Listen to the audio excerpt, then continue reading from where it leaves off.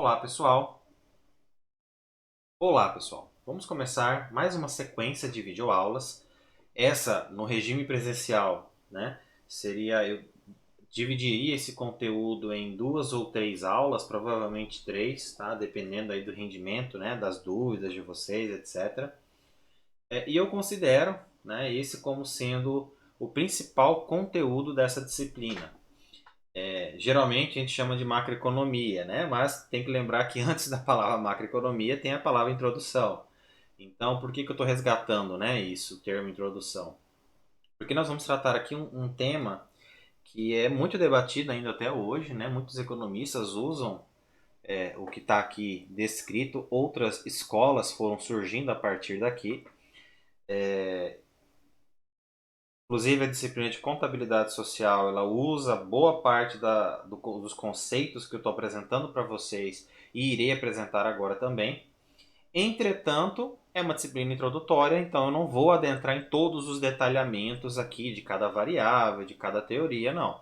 A ideia aqui é que você tenha o primeiro contato e que você chegue no terceiro semestre, em macro um, já sabendo, por exemplo, qual é a função da demanda agregada, né? Você sabendo que as identidades macroeconômicas permitem você dizer que ex post, né? Demanda é igual a oferta, que é igual a renda, né? E também sabendo que nós podemos calcular aí uma tal de renda de equilíbrio no pleno emprego, tá? Então, entre outras coisas, né? Mas o que eu preciso que vocês entendam nesse início de aula é que, é, de novo, né? Nós trataremos de questões introdutórias. Isso é importante deixar claro porque, principalmente no regime aí à distância, né? Porque vocês têm a disponibilidade de acessar outros conteúdos, outros materiais, e vocês têm que fazer isso mesmo, vão estudando, vão vendo vídeos. Só que você pode encontrar alguma divergência, né? Na verdade não é divergência, são diferenças. E a maior parte dessas diferenças vão ser questão de atualização de dados, como aconteceu nas primeiras aulas, né? Mas aqui fundamentalmente é que para apresentar o trabalho para quem ainda não, para apresentar o conteúdo para alunos que nunca tiveram contato com economia, e especialmente com macroeconomia, nós simplificamos. E essa simplificação eu usei como base o manual da USP, o capítulo 15, tá? Então quem quiser acompanhar, recomendo fortemente que compre esse livro, tá?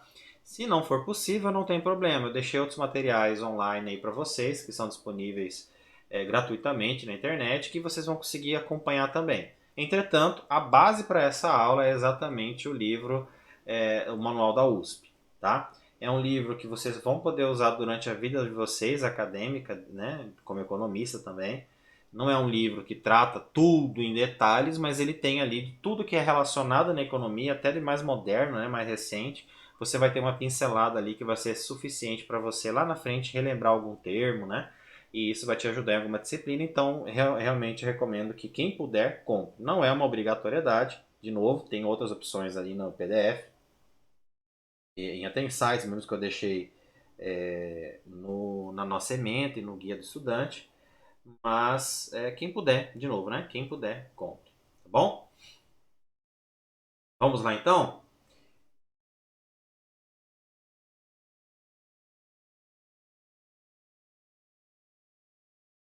Bom, antes de mais nada, eu quero mostrar para vocês que o que nós falaremos a partir dessa aula é um pouco daquilo que Keynes propôs. É a partir daqui que surgem os debates macroeconômicos como nós conhecemos hoje, a chamada macroeconomia moderna. Tá bom? Então, esse conteúdo ele é basicamente keynesiano. Né? Vocês estão tendo contato com uma teoria keynesiana, de novo, simplificada, introdutória. Lá em macro um vocês vão ter esse mesmo conteúdo já mais complexo, tá bom? E verão, obviamente, né, outras teorias macroeconômicas em macro 2 também, macro um, macro 2, macro 3 e assim por diante, tá bom? Então vamos lá. Vamos lembrar que o que nós chamamos de equilíbrio geral vai ocorrer quando a demanda é igual à oferta, certo? Nós falamos sobre isso, que existe o equilíbrio parcial, o equilíbrio geral, e eu estou resgatando o conceito de equilíbrio geral. Este equilíbrio ele pode ocorrer concomitantemente ao pleno emprego ou não.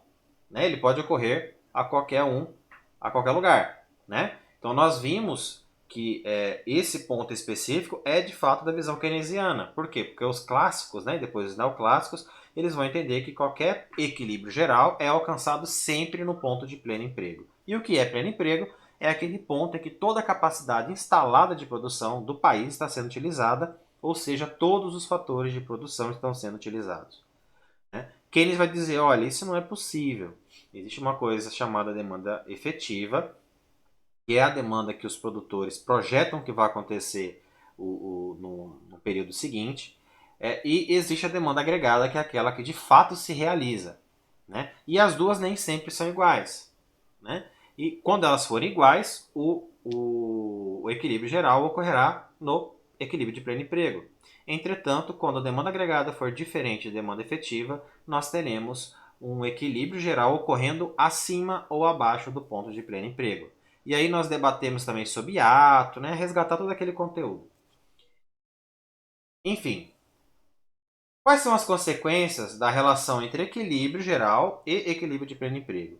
Vejam só, a situação desejada é essa aqui, mas nós vimos que ela não ocorre muitas vezes ou não ocorre por tempo continuado, né? Por um longo tempo. Nessa situação aqui, nós não vamos ter nem inflação nem desemprego de fatores. Entretanto, quando o equilíbrio ocorre, em geral ocorre num ponto menor do que o equilíbrio do pleno emprego, nós teremos desemprego de fatores de produção. Significa que nós temos capacidade ociosa, fatores de produção que estão disponíveis, pessoas querem trabalhar, máquinas estão disponíveis, está tudo disponível, mas não existe demanda, enfim, não existe mercado para aquela produção, tá? Porque o equilíbrio está abaixo disso. Aqui embaixo nós temos o contrário, o equilíbrio geral maior que o equilíbrio de pleno emprego.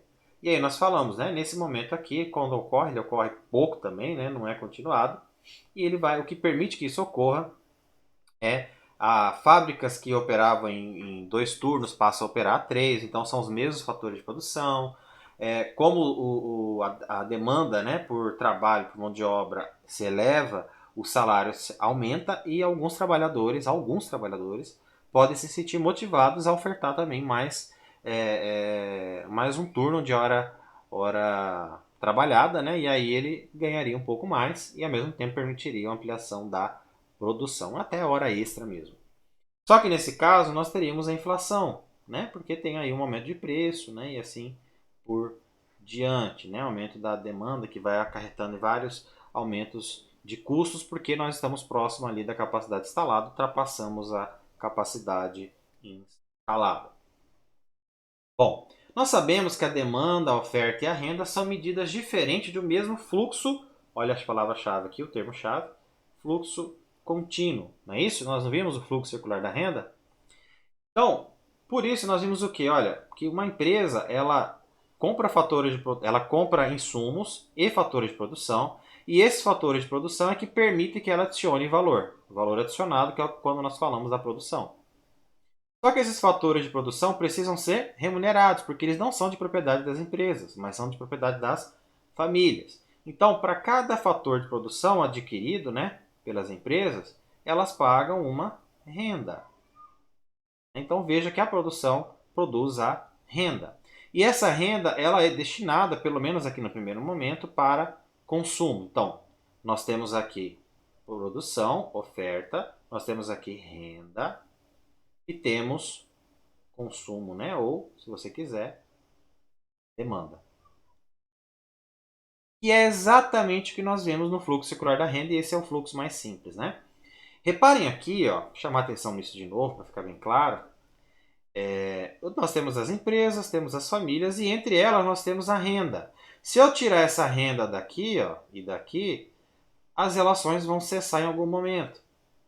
Tá? Porque eu preciso ter algum objeto, alguma coisa que permita que o sistema tenha essa fluidez, né? Esse fluxo seja de fato circular, e o que faz isso é a renda. Perceba o seguinte: imagine que eu não vou tirar a renda totalmente, mas que uma parte da renda recebida pelas famílias, ó, as famílias venderam os fatores de produção e receberam a renda, né? Tá aqui. Vamos imaginar que uma parte dessa renda recebida pelas famílias não foi consumida. Tá vendo que toda ela vai para o consumo. Vamos imaginar que ela se perde aqui por algum motivo. Vamos dizer que ela é poupada. Tá? Tá aqui. Uma parte desse verdinho ele não vai lá para a empresa. Isso significa que a empresa não vai vender todo o seu produto, ela vai formar estoque. Ela vai formar um estoque. Esse estoque vai fazer com que ela diminua a produção, de tal modo que as famílias, quando forem adquirir esses produtos, elas vão adquirir o estoque. Só que olha a consequência. Quando a empresa diminui a produção, ela diminui também o valor adicionado. Diminuindo o valor adicionado, ela diminui a renda. Então nós temos também uma diminuição da renda. Então aqui eu tenho um valor que vai sair daqui desse pontilhadinho verde.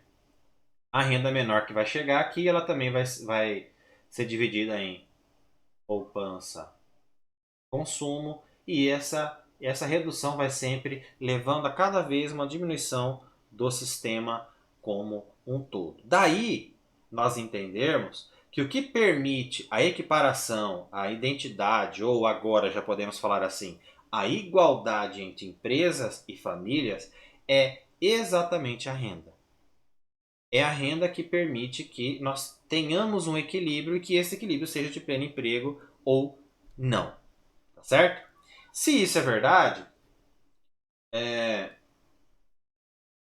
nós precisamos descobrir qual é o nível de renda de equilíbrio que permite que esse equilíbrio de fato entre oferta e demanda ocorra no pleno emprego. Ó, a renda de equilíbrio é aquela em que a remuneração dos fatores de produção coincide com os gastos programados desejados, a demanda efetiva. O equilíbrio de pleno emprego ocorre quando a renda de equilíbrio é igual à renda de pleno emprego, que eu acabei de falar para vocês. Vejam esse gráfico. Nós temos aqui no eixo Y o nível geral de preços P. No eixo X nós temos a renda nacional R. Esse Rzão aqui com esse traço em cima é a nossa renda de pleno emprego. Então esse aqui é o ponto da capacidade instalada. É aqui que nós gostaríamos que a economia estivesse sempre trabalhando para que assim nós não tivéssemos nem inflação alta e nem desemprego. Vejam, vamos imaginar que nós estamos no ponto anterior a essa renda aqui de pleno emprego. Estamos aqui em R1. Em R1, olha a situação que nós temos. Em azul nós temos a oferta agregada, curva de oferta agregada, tá? Então aqui em R1 nós temos a estabilidade dos preços. Por que eu tenho estabilidade do preço? Porque veja, eu estou localizado antes da renda de pleno emprego, eu estou antes do próprio pleno emprego, da capacidade instalada. Significa que aqui, nesse espaço todo, nós temos nós temos a capacidade ociosa de produção, de tal modo que se a renda for aumentando, se a renda for vindo, caminhando para cá, o preço não precisa aumentar. Por quê? Porque nós temos fatores de produção para produzir. Então nós vamos produzindo, produzindo, produzindo e o preço permanece igual. Quando nós chegamos aqui na renda de pleno emprego, o que vai acontecer? Nós batemos aqui na capacidade máxima de produção dessa economia. Nesse caminho aqui, o que vai acontecer? Se a renda continuar aumentando para R2, nós não temos para onde aumentar a produção e o que vai ocorrer é exatamente o aumento do nível de preços. Então, quando nós chegamos na capacidade instalada total da economia, estamos usando todos os fatores de produção, como que o mercado regula a distribuição dos bens e serviços por meio do aumento de preços. E esse aumento de preços, quando ocorre de maneira generalizada, nós chamamos de inflação. Então, para resumir esse gráfico, à medida que a renda vai aumentando, até chegar no R de pleno emprego, o que vai aumentando aqui é a quantidade produzida, o uso de fatores de produção, logo nós temos a redução do desemprego. À medida que nós chegamos e ultrapassamos a renda de pleno emprego e a renda continua aumentando, a renda real continua aumentando, a consequência é que nós tenhamos um aumento de preços na economia, uma inflação. Certo. Se a renda é tão importante, né? Como nós estamos vendo, se a renda de pleno emprego, identificar essa bendita dessa renda de pleno emprego é tão importante, como que nós podemos fazer isso? Como que nós podemos atingir essa renda de pleno emprego?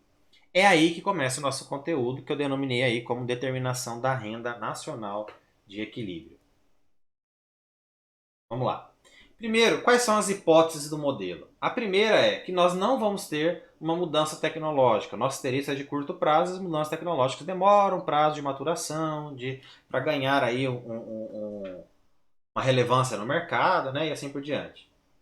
O nosso estoque de capital é constante, ou seja, a capacidade instalada de produção, o nosso pleno emprego, não vai mudar no curto prazo, né? Então, vai ser sempre aquela capacidade instalada atual. E se isso é verdade, a única coisa que vai variar conforme a renda for aumentando ou diminuindo é o fator de produção trabalho. Aqui, ó. Por quê? Porque todo maquinário, o que nós chamamos de fator de produção capital, ele está constante, ele é considerado constante, ele não vai variar, ele vai variar no longo prazo, no curto não. E nós estamos interessados no curto prazo.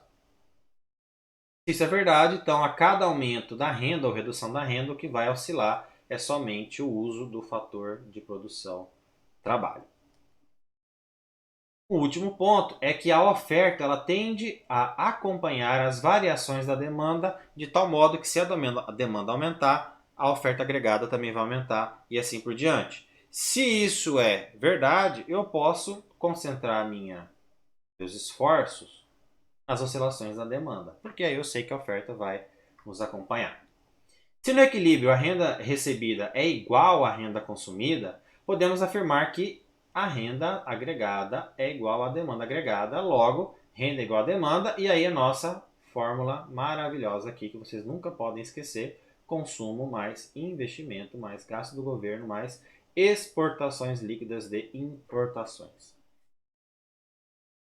Vamos começar a falar um pouco, de novo, de forma introdutória, sobre cada uma dessas variáveis. A primeira é o consumo. Em uma economia fechada e sem governo, então, ó, nessa aula e nas próximas, nós falaremos num contexto em que nós não temos relações com o resto do mundo. Então, o Brasil é um país fechado e também não temos governo. Vivemos numa anarquia, né? Brincadeira, mas isso aqui é só um modelinho para facilitar. Depois, com o tempo, nós vamos introduzindo o governo e aí, por fim, o resto do mundo, tá bom? Então, nessa situação aqui, em que nós temos uma economia fechada e sem governo, toda a produção é consumida. Toda a produção é consumida. Toda oferta é consumida. Nessa situação, o equilíbrio ele será alcançado se o consumo programado for igual à produção programada. O termo programado se refere a esperado, né? Então nós faremos aí, os consumidores fazem uma projeção, né, do período seguinte, e aí é isso que é chamado de consumo programado, e a produção programada tem o mesmo sentido. Se consumo programado não for igual à produção programada, nós não teremos a renda de equilíbrio localizada no pleno emprego. O consumo programado de uma economia depende, em sua maior parte, do nível da renda nacional. Porque vejam bem, economia fechada e sem governo, o que nos interessa é somente o C, né? Então, daquela fórmula toda, a fórmula é essa aqui, né? Ó, D igual a C mais I mais E mais X menos. Esse trecho aqui, ele é referente ao resto do mundo. Então, eu não estou considerando porque minha economia está fechada. Gasto do governo também não, porque essa economia não tem governo. E eu ainda não introduzi investimento, eu vou introduzir mais tarde. Então, nós estamos falando somente isso, que a demanda é igual a consumo. Só existe isso na economia. Se só existe isso, a renda também será igual ao consumo. Veja que então a única coisa que nos importa aqui por enquanto é entender como se dá a variação do consumo. Né? Como que o consumo varia? Como que ele aumenta? Como que ele diminui? O que, que influencia? Qual é a variável que influencia o consumo? Daí nós temos a chamada função consumo. A função consumo é dada por A mais B vezes R. Quem são essas siglas? Né?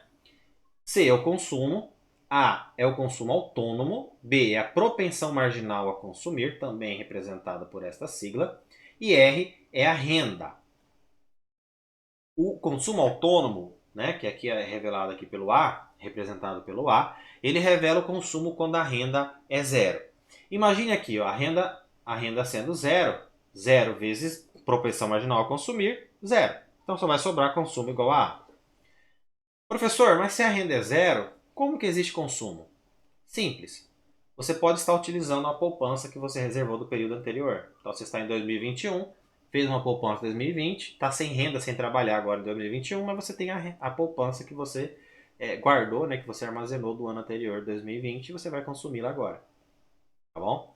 Um outro exemplo são as doações, né? O pedinte na rua, quando você o ajuda, contribui, ele vai consumir mesmo sem ter renda, tá bom? Esse é o consumo autônomo. O ponto aqui é que esse consumo autônomo ele não depende da renda.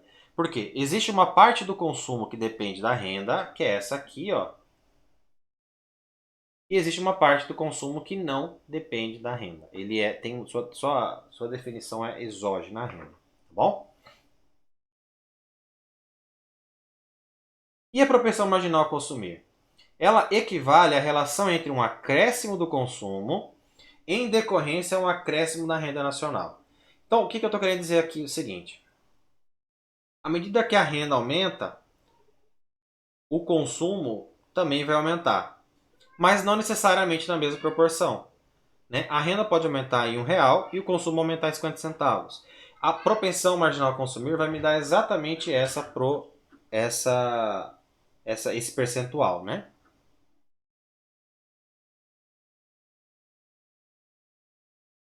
Como que a propensão é calculada? Pela variação do consumo sobre a variação da renda.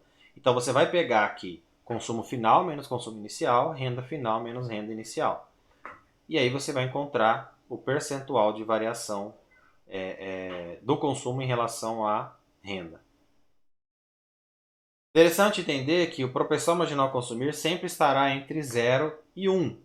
Quanto mais próximo de 0, menor o consumo. Quanto mais próximo de 1, maior o consumo. Sendo que se o consumo for 1, nós teremos que toda a renda é consumida, que é exatamente o fato que nós estamos tratando aqui de uma economia fechada e sem governo e que só existe consumo, não existe poupança nem investimento, tá bom? Como professor, mas esse percentual, né? Suponha aí, o Brasil consome 80% de sua renda, na propensão marginal a consumir vai ser 0,8. Como que o Brasil chegou nessa forma, a ponto de consumir 80% da sua renda total? Isso é alcançado ao longo de vários anos de evolução da cultura, do comportamento, dos hábitos e assim por diante. Tá? Então, você vai ter aí sociedades ao longo do globo, né, do mundo, que possuem maior propensão marginal a consumir, ou seja, consomem mais e outras consomem menos, e isso tudo conforme seus próprios hábitos, sua própria cultura. Se isso é verdade, a mudança na propensão marginal a consumir também demora anos. Né? Então, nós consideramos que no curto prazo, essa propensão marginal a consumir é estável. Aqui nós temos, ó, no eixo Y, a demanda, no eixo X, a renda e a oferta, mas vamos prestar atenção mais na renda aqui. Em azul, nós temos a demanda, né, que no caso aqui é igual à produção. Repare que nós temos aqui, ó, um ângulo de 45 graus, tá? Da curva de demanda agregada, né? R0 vai dar exatamente a renda de equilíbrio que nós encontramos aqui. E essa curva que nós estamos vendo aqui, essa reta em azul, ela nos dá todos os pontos em que a demanda é igual à oferta. Bom, repare o seguinte, essa reta ela passa pelo ângulo de 45 graus e indica os pontos em que a renda é igual à demanda, né? Logo a oferta também é igual à demanda. Nesta reta, a inclinação é igual à unidade, ou seja, a propensão marginal a consumir é igual a 1. Por quê? Porque a propensão marginal a consumir também nos dá a inclinação dessa reta. No entanto, a existência da poupança e do consumo autônomo faz com que a demanda agregada possua inclinação inferior à unidade e não passe pela origem. O que eu estou dizendo aqui é o seguinte: a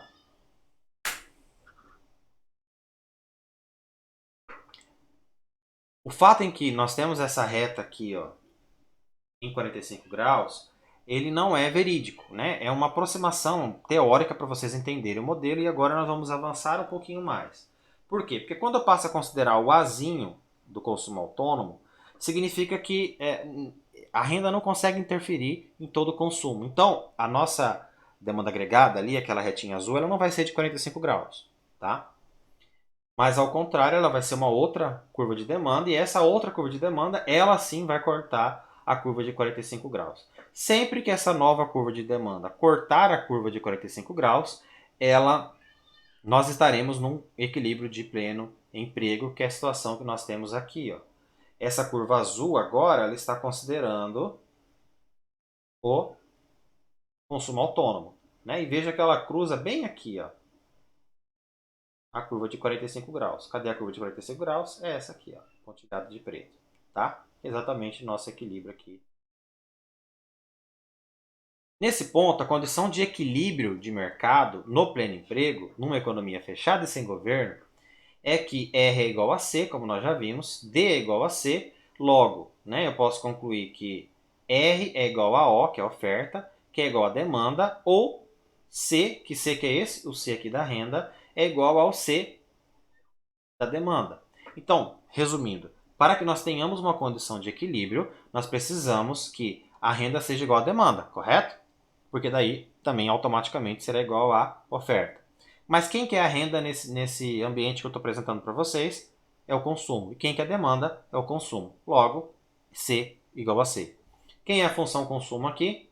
A, que é o consumo autônomo, mais propensão marginal a consumir, vezes a renda. É exatamente o que nós temos aqui, né? Ponte aqui. Aqui. Vejamos o seguinte. Suponha que nós estamos aqui.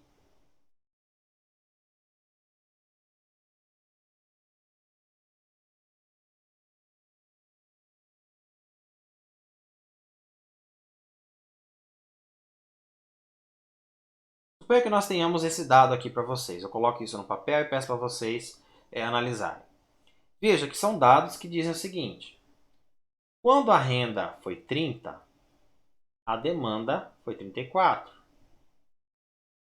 Quando a renda foi 50, a demanda foi 50. E assim sucessivamente.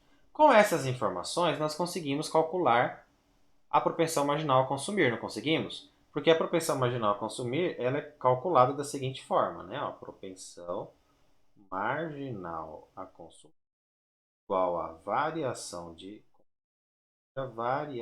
da renda.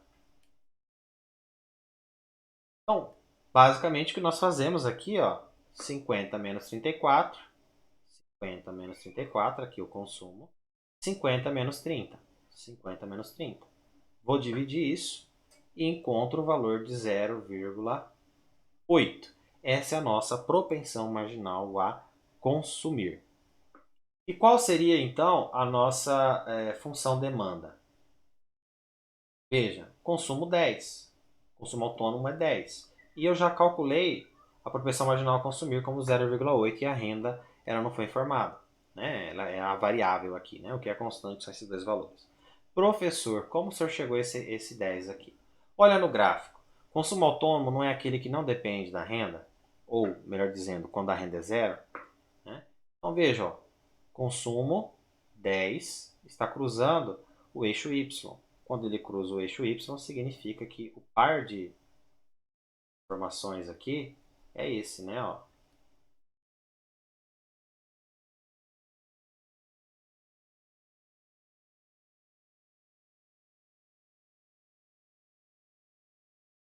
Significa que quando a demanda for 10, a renda é zero, né? Ou quando a renda for zero, a demanda é 10. Então eu posso pegar esse valor e colocar aqui. Aqui eu tenho a minha função demanda. Tá? Certo. Mas nós sabemos que na realidade nem todo consumo nem toda a renda é consumida. Né? Uma parte da renda é poupada. Vamos falar então sobre a poupança. Veja, nós temos um fluxo circular da renda. esse fluxo precisa que a renda continue circulando totalmente na economia. Se eu e essa circulação depende do consumo. Se eu diminuo a quantidade consumida e transformo essa quantidade consumida em poupança, significa que eu estou tirando dinheiro da economia e essa retirada de dinheiro eu chamo de vazamento.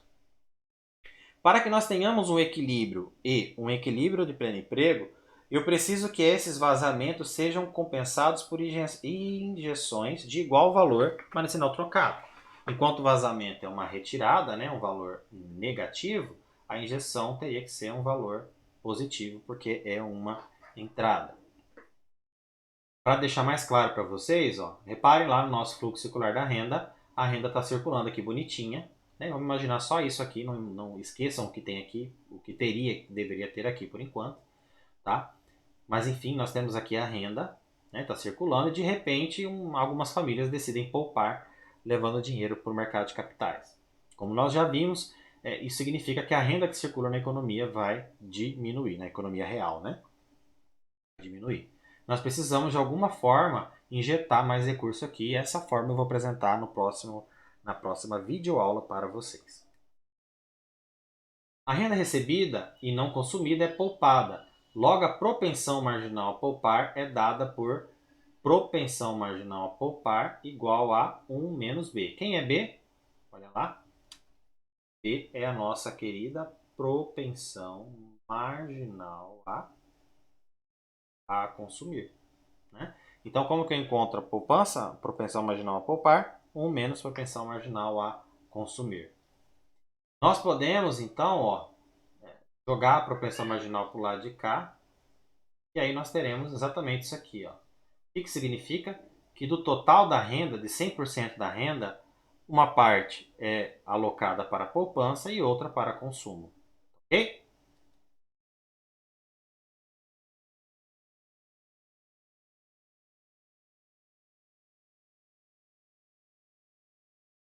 Então nós ficaremos por aqui e até a próxima videoaula.